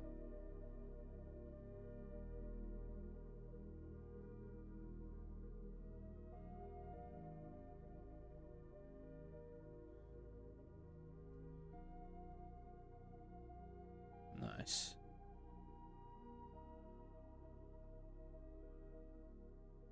I like this bit as well, because it's like you see the fear, right? And then, let me be mean again. So I really like that bit, because it I think I really like that Farah did that, basically, because it kind of gives this bit of personality to her, of like, you see the real her and she goes, oh shit, and then she goes, wait, no, come on, you got to be mean, this is what they do, and then goes back into character and is like, come on, give me it. And James is smiling and is just like, it's okay, don't worry, I'm not gonna hurt you. And she's still in character. It's like, no. And so I like it. I think it's charming in the Last of Us kind of way, if that makes sense at all to you guys. Okay. So we have this, and then what was the other one we were going to do? Wide angle. That was it. I actually think we're going to do 2 angles. But let's do wide angle. Let's do wide angle.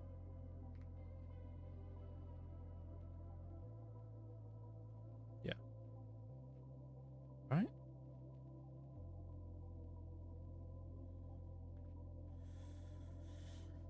Let's just make sure I've got this right. That's fine.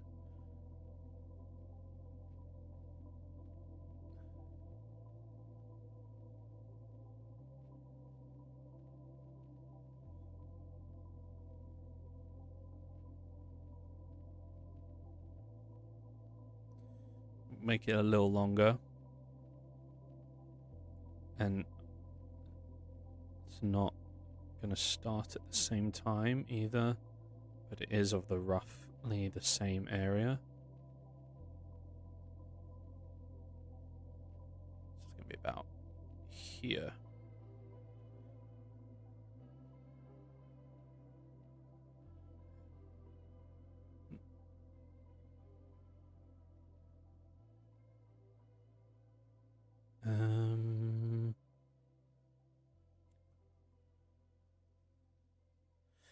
Yeah, I might split, just because there's only 2 parts of this that I'm really going to go into a wide. I might separate this even further. Like, I might shot 94, shot 96, and that will be 2 different wide shots, but of this sequence.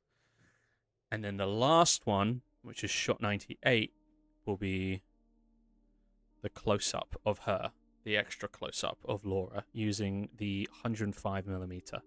And that's going to be really close up, and that's for the bit where her eyes kind of drift and look at the food. Yeah, that'll work. So, but let's stick with this, and then we can just duplicate it. So we're going to get rid of the 85mm because we're going to be using this angle.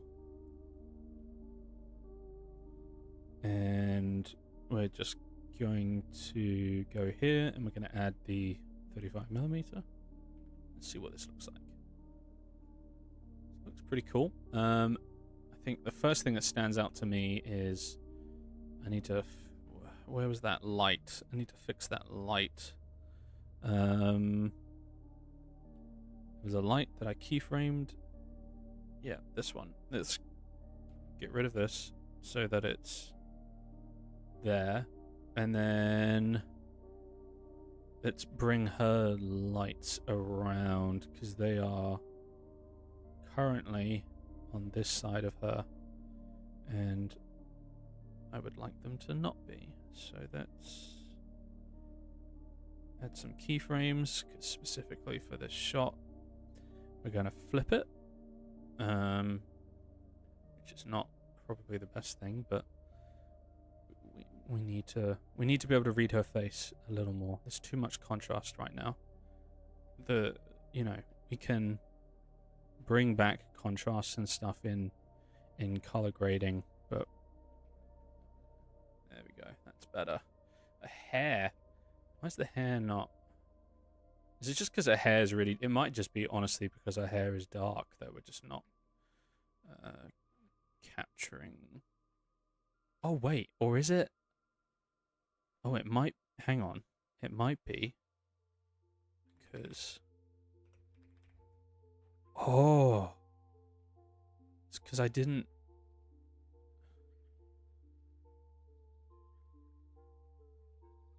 So there's something in Unreal, I'm not sure if you guys know this, but there's something called light channels. And it basically means that you can isolate a light and make it only affect a specific thing. So for this scene, for example, and for a lot of my scenes, what I like to do so that my characters constantly have a nice edge light is I like to attach a spotlight to them and aim it in a way that it gives them an edge light at all times, like you see in a lot of films. And then using the lighting channels, because everything is set to a light channel of 0, which then means that any of your lights are going to affect everything. But if you want a light to only affect one thing, you can change it to either channel 1 or channel 2, and then all you have to do is, for that thing you want to be affected, switch it to that as well.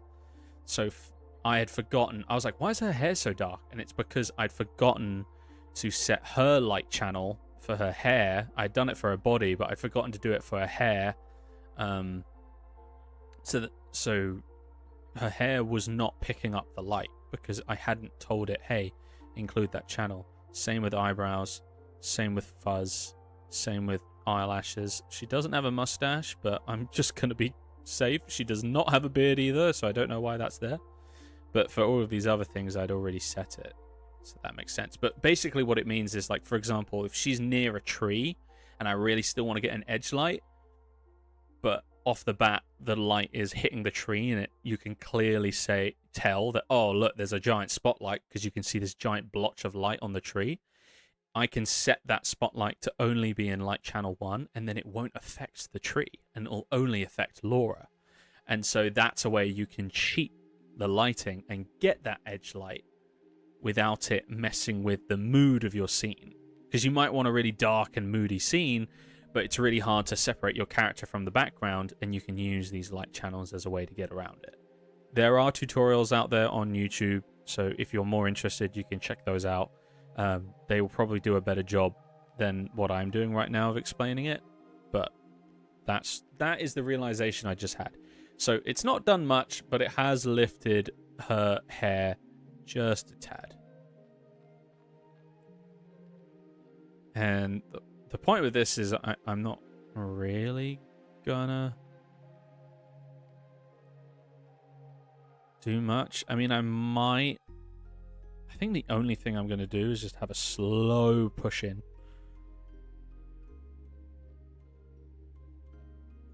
I think that's gonna be the only thing I do.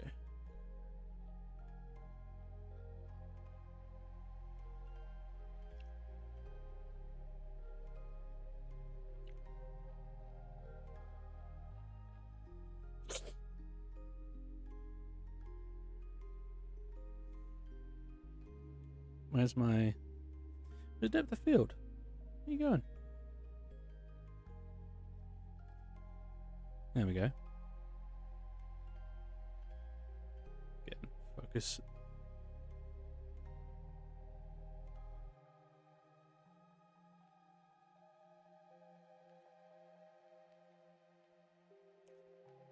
Okay, and then if we set these to linear so that they're just constant and there is no fade in, fade out, just adds, it's really subtle, but it's all we want. We just want a really subtle push.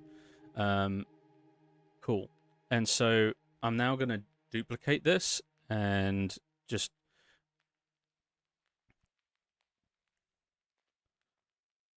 call this, I mean, I think this is already called shot 95. Great. So this is just going to be this bit.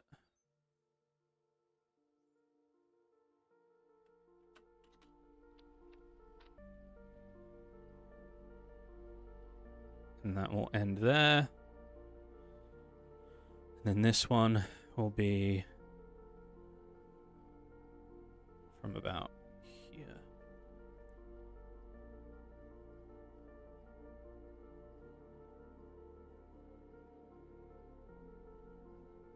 And honestly, I might even, for this one, add a keyframe. And then for this one, angle it.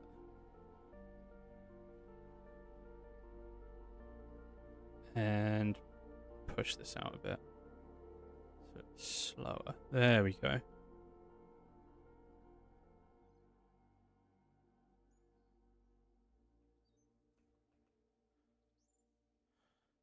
nice. I might even increase. I might increase a bit of the volumetric scattering that we're getting from the fire, just to again add a bit of just like haze, because we're already kind of getting it with the fog. But something I would quite like to do is play with I think is it this one? Yeah, it's this one. Have I done anything to... No, I haven't. Cool. So here's a cool thing that you can do. If you want your light to have more interactive lighting, you can do this really cool thing. Or if you just want... It's volumetric scattering intensity. So if you have volumetric fog in your scene and you've turned it on, you can come here to volumetric scattering intensity and you can increase it. And what it does is, I'm not sure if I pump it up to something ridiculous, you'll see what it's doing. So it basically, the light is interacting with the dust. It's not real. Dust in the atmosphere. And so it's a really cool way. So this is what it normally is. And if I pump it up to, I don't know, 10, we just get a bit more, it just gives a bit more of like a natural lift to the scene without it feeling like artificial lighting, right? It just adds a bit of haze. Something a little more interesting about it now. You know? Whereas before, it looked like this. Which still, don't get me wrong, is cool. But that looks a little more interesting. Now, I would argue this is too strong. So, this is a value of 5. I think 5 is probably where it's at. And then we can always, and what's great is you can actually keyframe it. So if a certain shot, I'm like, the haze is too much, it's a bit distracting, I can, for that specific shot, I can reduce it, which is great.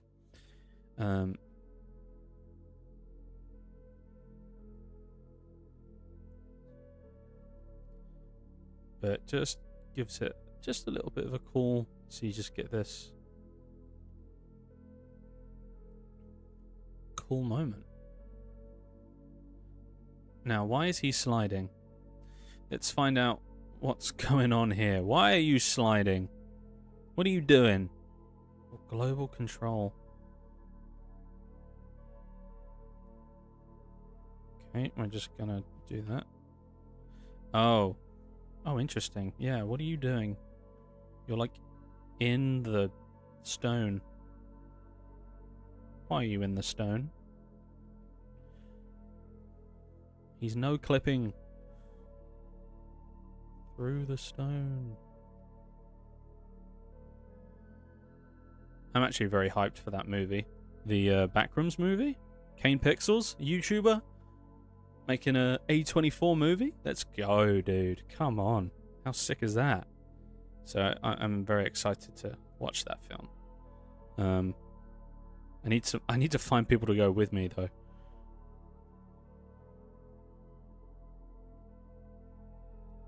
Okay, that looks better. Oh, you don't even see it. You don't even see the feet. That's hilarious. Probably should have checked that. But yeah, this feels really nice now. And just imagine like how much better this is going to look once we do the post-processing on it, right? Because this is just what it looks like in Unreal. It's going to look even better once we put it through Nuke, which again, if you don't know what Nuke is, it's like After Effects, but it is the industry standard. It is very, very powerful, and I've built a template inside of Nuke, which I can plug shots into, and it just adds a bunch of post-processing to it. So it does a bit of edge blur, it does a little bit of additional motion blur, just to kind of blur out the weird video game motion blur that is often there. You know, chromatic aberration, which is like the little fringes of red, green, and blue that you see on the edges of stuff in like old VHS film and old digital cameras. It's a thing that is actually a physical thing that happens in the lens of the camera, so we want to recreate that to make it feel more real. Like I said, film grain. Maybe I didn't say film grain, but film grain, bit of lens distortion, and then like lens dirt. So for example, where this fire is, because it's really bright, it'll be cool to use that as a way to then highlight some lens dirt. And it just adds another level of realism. You see that in the video games. If you play the Last of Us video games, if you look at bright sources of light, like your flashlight that's on your chest, or if you look up at the sun, or at harsh reflections, you'll see lens dirt and scratches and stuff be highlighted. And it's just a subtle thing that can really push realism. So stuff like that. Bloom as well, like glow and stuff. These kind of things are going to be added through this nuke template that I've made. A good friend of mine is going to have a look at the template, and he's going to just refine it a bit more. I had a really great call with a really good friend of mine called Max, who is a nuke wizard. He gave me a lot of cool pointers, so I applied those to my template. And then I have a friend of mine who's going to have a look at it and actually organize it a little better for me, so that it's a little more streamlined, a little easier for me to just plug and play, basically. But yeah, this is looking good. Let's go back to this shot. Looks fine.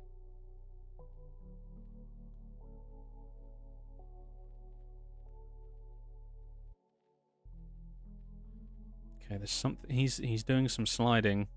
I think he is. Maybe I'm going crazy, but I'm seeing sliding. No. Is the value not changing? No, it's not. Okay, it's just the mocap then. I'm going crazy. Okay. Cool. All right. I think the last one was that close-up of her. Yeah, so we're going to use this.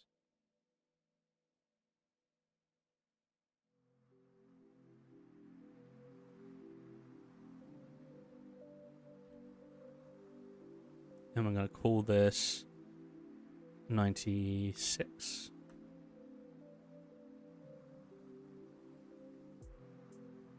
And we're going to get rid of this, and we're going to go to our 105s, and it is this one. Is 105 camera 1, and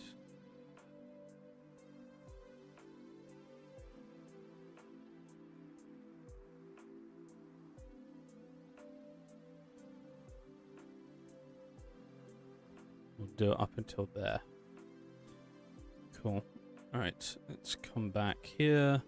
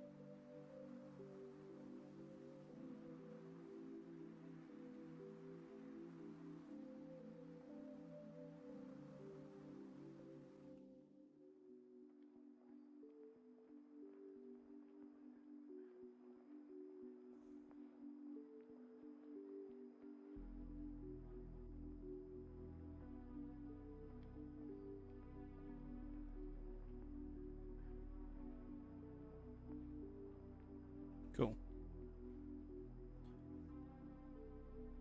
It's weird, man, because Laura is modeled after my sister. I get these weird moments where I jump into lit mode and I get this like kind of jump in my heart, and I'm like, wait, what? She doesn't look exactly like my sister, but she does resemble her, and so it's weird. But it's cool. It's cool. It's a fun little fact that my sister can tell. She's like, oh yeah, that's me. Okay,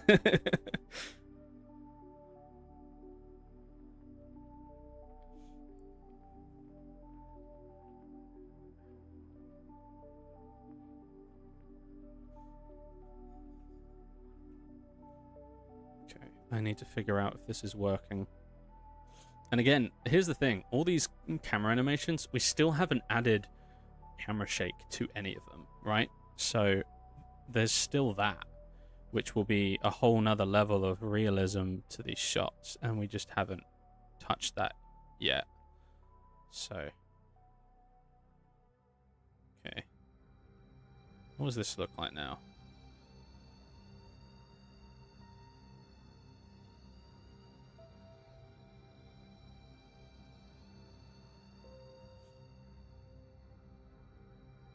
Okay, so I don't mind that, but let's bring this light around. Yeah?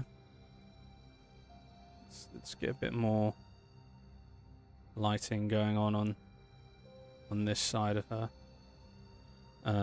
We're going to reduce the intensity, so we're going to half it. Let's see what that looks like. Nice. Just give us a bit of separation, because we want to separate her from the background. But this is good. Okay, she went a bit out of focus there. What was that? What caused that? Again, I don't mind little bits of going out of focus, but ideally I want to keep those dots in her eyes, that little spark. I want to keep that sharp, because that's what... This right here, this is what makes a character alive. Without that, characters look dead, man. It's a spark. I really like it, and it immediately helps you when you're battling the uncanny valley. It helps a lot. But we're not trying to like beat the uncanny valley here, right? The whole point of this is not meant to be. I'm not trying to trick you into going, whoa, is that a real person? That's not the point of this. I don't know why I did American accent there. I just do it. The point is, like, I want you to be able to relate to the character emotionally. I'm not trying to convince you, is this CG or is this real? Is this animation or is this real? Like, I'm not trying to do that. But this looks really good. I really like this. And what's going to make this even cooler is I'm going to... down the line, I'm going to add little dust particles, like particulates and stuff, like floating in the air that are being illuminated by the fire, like you see in real life, and like you see like the light shafts and stuff that go through like a window, and you see like the particulates in the air. It's always looks really cool, so that's what we're kind of going for. Obviously we need to be careful that it doesn't feel like spores, but I think it will really add a level of atmosphere here. But this is feeling really nice. And you're seeing that soften of her eyes here. Mean, mean, mean, mean. And then sees the food. And goes, oh my days, that's what I'm here for. And then goes mean again. I need that kind of thing. So I really like that. Hell yeah. Dude, we got through so much. It is past 7. I said I would finish at 7. It's 10 past 7. So in classic fashion. But yeah, we got through a lot, guys. Hell yeah. Thank you all for being here during this live stream. We got a lot done. It was really fun. Those of you that dropped by, it was awesome seeing you all. You know, Mariah, it was great seeing you. Robin, obviously, it's always great seeing your name pop up as well. And everyone else that came and watched, even if you just watched in the background, hey, I appreciate it. Anyone that takes time out of their day to watch my stuff and support the channel, it means the world to me, man. And like I keep saying, I know I sound like a broken record at this point, but the dream is to do this full time. I want to make these awesome short films and hopefully one day feature films animated for you guys to enjoy, and cool behind the scenes stuff and tutorials. Like, this is the dream. And so the fact that I get to do this in my free time and people enjoy what I make in my free time outside of my actual job, it means the world. Genuinely, it's so humbling. And yeah, I know I keep saying it, but it does mean the world. So thank you everyone that has watched this. Even if you watched it post live, thank you so much. It means the world. I keep saying it means the world. That means I'm tired. That means I need to wrap this up. But yeah, thank you everyone. I will be live every single Saturday, continuing to work on this project until it is done. Moving forward, there are going to be spoilers, so please be aware that if you want to be avoiding spoilers, you're going to need to avoid these live streams. But yeah, just thought I'd let you guys, let you all know. But yeah, I'll be live next Saturday working on more stuff. We'll probably by that point be on a different sequence, so exciting. But yeah, it's gonna be fun. More mocap, more cinematics, more lighting, more cinematography. But until then, in a bit, lads. Take care.